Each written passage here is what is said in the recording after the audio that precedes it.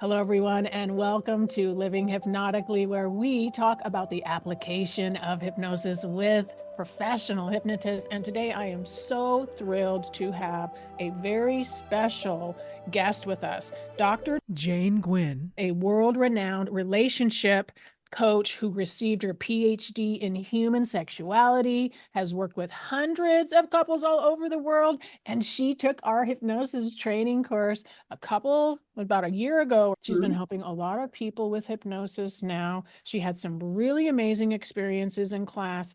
And I am just so excited that she's here because this is really important to me. When she's talking about sexuality, I think intimacy.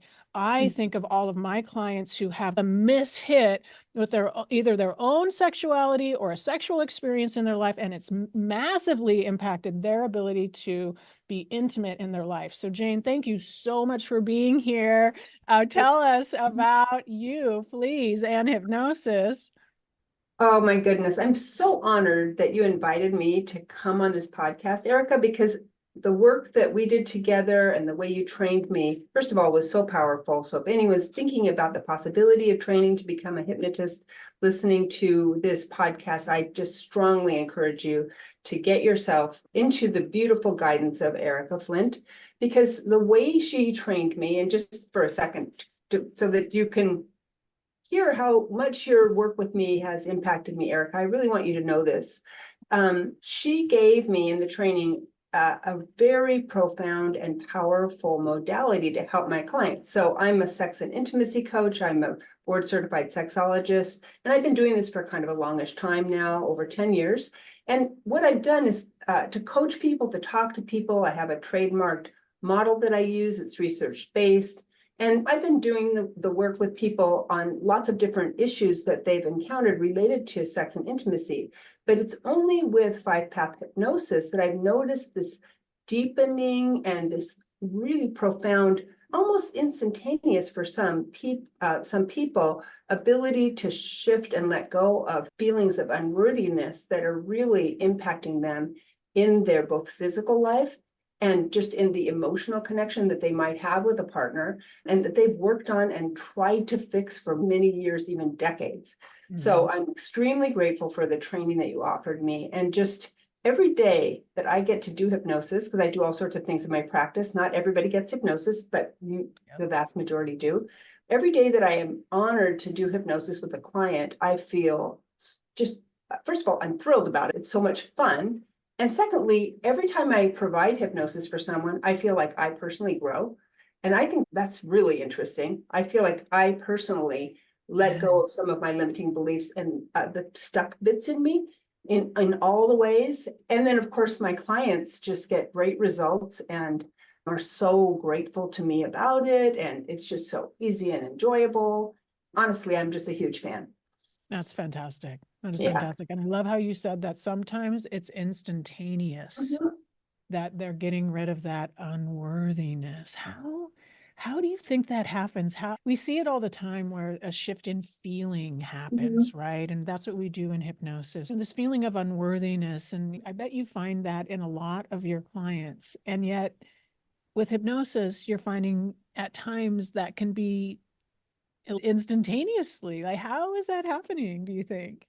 Let me back up a little bit and tell you what I thought before I got into your class. I had experienced hypnosis once as many years ago, and it included age regression. So I had some experience with that as a concept. But what I really thought I was going to be learning from you was I like many people, like the pendulum swinging, and I would make a joke like your dick is getting harder, kind of a thing. Perfect for your clientele, right? Right. I thought I'm going to be, I don't know, it was funny to me. I use a lot of humor in my work anyway, but it was funny. It is funny, Jane. It's funny. But that was not it. Really, what I noticed, for example, if someone comes to me for erectile dysfunction, I notice that what I've noticed with clients is there's a feeling of not being welcomed by a partner, that oftentimes there's fear about being welcomed. These are for people who have had medical evals, they have nothing physically wrong with them. Maybe they even take Viagra and it doesn't work for whatever reason. these are people who are, we know that this is within their energy, within their kind of sense of self.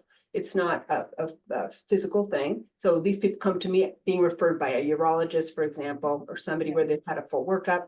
In that case, the sense of not being welcomed into the body of their partner has caused erectile problems for them. And before I started, I just didn't know that these things about not being welcome, not being worthy, not being good enough would have this type of profound impact on someone's erection, which is so easy to look at and see, right? It's the outcome of turn on typically is if you're we refer to them as penis people. If you're a penis person, then you would get an erection. If you're turned on, you desire this person, you want to be with them. But if you feel a lack of worthiness, then it's very difficult to create that for yourself. And that's something that's been very interesting for me to see as clients come to me with that particular concern, for example. Wow. And so what you're finding is that is getting resolved and their condition is improving, their situation is improving, and that is a cornerstone of issues of some of your clients. It's a similar issue, maybe. Or feelings about a lack of trust, for example, for a client or client couple where there's been infidelity, which is very common, and they've decided to continue their relationship despite the pain and difficulty. And we've gone through coaching, and maybe they've seen a marriage and family therapist, but now they have this sexual concern. It's very difficult for them to actually be naked and engage sexually. They've talked about some of the other issues in their life in other ways, developed good communication skills, but feeling comfortable getting naked, being sexual is still difficult. So for some people, this feeling of trust is the barrier. And it often, though, is related to things that have happened in the past where they have felt a lack of trust or have been hurt in their much younger life, in their childhood, for example. And when that is contextualized using hypnosis and the wonderfully deep work that we are able to do there, they feel in the current time, because we're not usually talking about the current time in hypnosis, we're talking about the past, we're talking about something else. And so this part is moving, and now in the current experience with the partner, they feel this sense of calm, peacefulness, groundedness, and really the self-love that is at the core of everything we do is so important for them. And they can then show up for a partner. And of course, we can never control another person. So we can't say, my partner will never cheat on me again. But we can say, I can always love myself. Loving oneself, becoming connected to their higher kind of a sense of something else in the world, in themselves, in their life, that part gives them a lot of confidence as well. Yeah, people need a practice. We used to go to church as a collective. We used to find and I think we used to find peace at church at times too, not always, but a lot of fear. But people need a practice, right? They need something that they can return to on a daily basis. We have physical for our body, we have sleep for our mind at times, right? And we need an intentional practice to clear the mind. And self-hypnosis is such a great way to do that. Some people call it mental floss, right? You brush your teeth every day, right? Yeah. What made you want to be a hypnotist? What was coming up in your life? Is this something you always wanted to do, or was there something in particular that was like, I had some frustration with client work.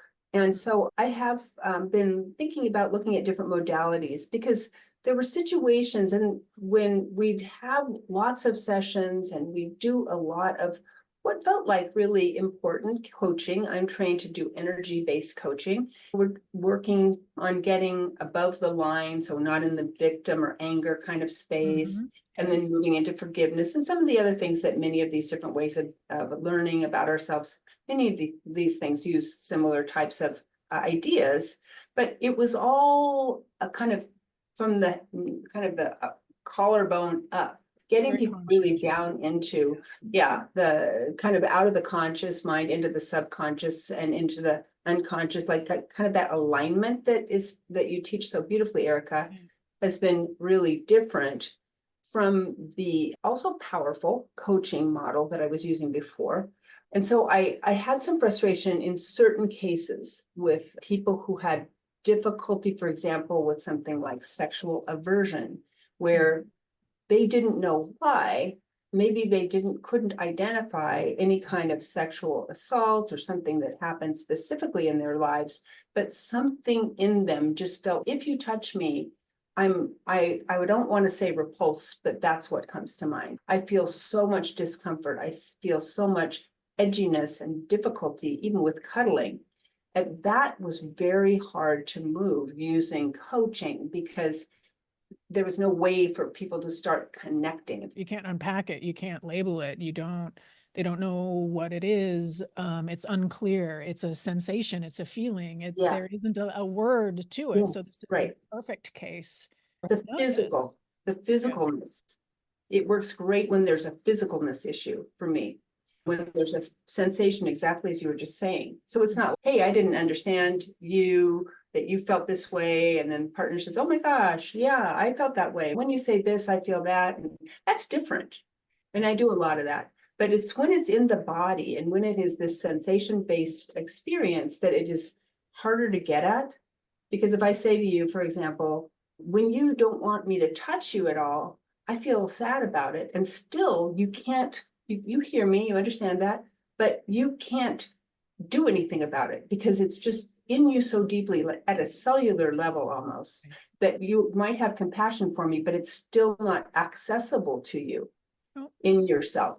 So you can see, even we may get divorced over this. This may be impossible for us. And I'm not talking about asexual people. That's a different, asexuality being something different.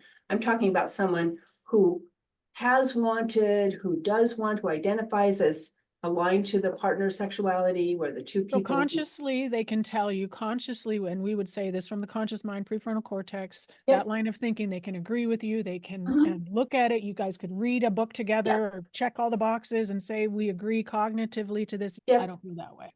Yep, And exactly so right. this is why hypnosis is so powerful, not just in that case, but almost every case where we know that we want to be able to do something, or we can know and say, I know I don't want to eat that food. I know I don't want to keep drinking. I know this is ruining my life, but I just feel I need to.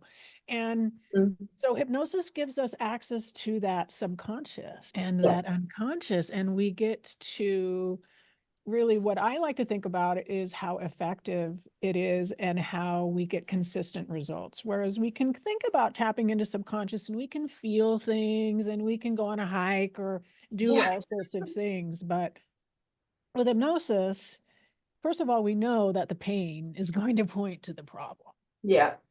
We have some really good tools to get to the root cause. And then we get to, as you said earlier, it's not always immediately, but there's an immediate shift takes place.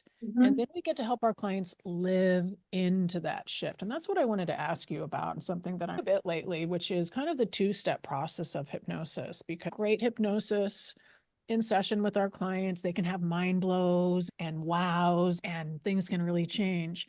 But then part of our job really is to help them transform. And that's why we're going to work with them usually more than one session. Oh, yeah. But we really have to help them take that learning and apply it to their life. Like them discovering the root cause isn't enough. And usually that's really only a small piece of it. And so our work really has to be helping them implement this in a way that's fast and easy, comfortable, in a way that they want, right? Do you see that in your practice too? You can get massive insight in session, but now the work is done implementing the changes. Yes, and I don't offer single sessions, honestly. Everyone who works with me, I do 5-path with everybody. And it's a 6, I call it a 5 to 6 session package. And I learned from you, if it's 7 sessions, that's okay. It's just, I do 5-path. We go through it, and it feels very relaxing for me because there's a certain price. They pay me up front, and then we just go through as many sessions as it takes. It feels very relaxing to me. And it's between 5 and 7 sessions for me at this level of my practice. And for that reason, I'm able to provide my clients with exactly what you're talking about, Erica, with that support between sessions, with the sense of them continuing to integrate and even metabolize the powerful work that they're doing, because I'm only here to give them what they deeply desire. And that's what I think is so powerful about the practice and the modality as well, is I'm actually a full advocate for this other human being in this That sounds process. so powerful. You're sharing your light, you're Mm-hmm, shining it on them. And now we have hopefully at least two mm-hmm, lovely humans, right? With mm-hmm. tapped into source, hopefully two of you focused Yeah. on helping this one individual with something that's going on. And I really love what one of my colleagues said recently about just creating an atmosphere of curiosity between Yeah. us about let's just investigate and playfully see what your subconscious mind wants to bring here. So there's no sense of pushing or forcing anyone. It just feels like a lovely dance and so soft. It feels like the most loving part of the work I do. It's so personal, and yet the other person, the client, is held with tremendous respect. So there's no sense of being invaded when I'm the client, when I'm receiving hypnosis, or for my clients. Just we're there together in respect. And of course, they always know really what's going on. It's not like we aren't, like when I'm a client, I don't forget. It's like a parfait, but my conscious mind might just be thin at the top of the parfait, and I'm deeply connected to the subconscious experience. It's Beautiful. really fantastic. I just think I'm such a fan, huge fan of the It's whole. highly effective. It really is. Yeah, And you had a cool experience in class. Can you talk yeah, about that? yes. I don't know if all of your classes are remarkable. I thought our group was remarkable, but anyway, we were in class and I still remember exactly where I was seated, and you were teaching us about age regression, hypnosis, and you started to talk about it, and you said something like, "Are you alone or together?" And I started answering, I was together, and indoor, outdoor, indoor, daytime, nighttime, daytime. And somehow, for whatever reason, I just spoke up. And I loved how you talked to me about, and to our whole group, about what hypnosis is captivating, being in captivation and being connected to your emotions. And so you just invited me to continue with you. And there wasn't a formal induction or anything. It was just this beautiful, I just felt your presence. And I felt so trusting of you. In fact, I feel emotional thinking about it, that I went back into this experience that I'd had as a very young child and feeling like I'd made a mistake Yeah. with my little sister. And I picked her up out of the crib when she was crying. And I thought I was helping. And my mom had been really disappointed. Honestly, she'd just been frightened. So you helped me using the informed child technique to recognize that my mom wasn't mad. She was just scared, which I totally get. This little 3-year-old kid's hauling some infant out to the coffee party, terrifying. I'm sure who knows how I was holding her. But Right. you helped me to realize that experience seen through the eyes of a 3-year-old was one thing, but seen through the eyes of me in my current self, that was a different thing. And I could love that little one in myself. And that created a lot of healing for me at that time, even in class, which was really It was pretty beautiful. amazing. Like Yeah, I got so much healing in that class. It was fantastic. your bravery and willingness to step into that helped a Mm, lot of people in class. And I love how you use the word invite, because mm, that is, and the gentle approach. I think that is mm, the proper way for us to work mm. with our clients is, and to be curious. We're Yeah, always want to be curious about, oh, I wonder why my brain is thinking that. yeah, yeah. I really And like that. mhm, I really like that whole the inquiry aspect of the process that you've taught us. That mhm. we're just wow, that's interesting. And there's no, again, just stating what I've already said, that the lack of pressure to me feels really both effective and just enjoyable on both the provider side and on the receiver side. It just feels like there's not a lot of edge. And I was also worried before I started about it being difficult to learn or difficult to do. And I have not found that to be the case. Good job. I'm kind of shocked at how well trained I am. And I've been delighted. In fact, I was apprehensive when I first started. And then I just, maybe because of the hypnotic way we learn in class, Mhm.